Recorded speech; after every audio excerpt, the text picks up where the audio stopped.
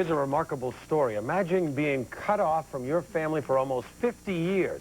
It happened to a man from the San Francisco Bay Area, but his isolation ended this week in a joyous reunion with his long-lost father. Mark Mullen has the story. The last time Steve Carlton remembered his father was shortly before his parents' divorce in 1946. That was the last time I saw him. And didn't know anything about him, where he was, what kind of work he did or anything. With little to go on, Stephen began searching intensively 5 years ago. A break came when a police officer friend of Stephen's traced DMV records and found an Oliver Alvin Cox, the name of his father, living in Big Bend, California. There was no phone number available, but he thought he could find an address.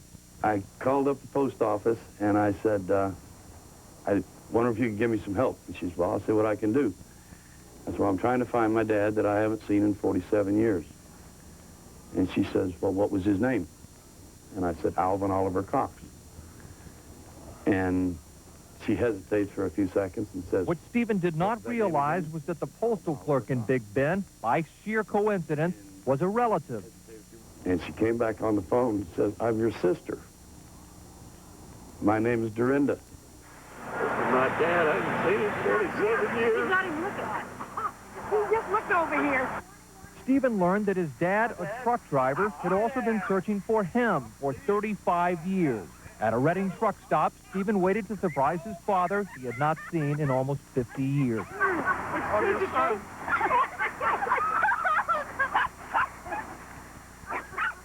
There's not enough money in the world to take away that moment, that could buy that moment from me. I mean, it's just the most wonderful thing that I've ever known. What did you tell him? What did you want to tell him more than anything?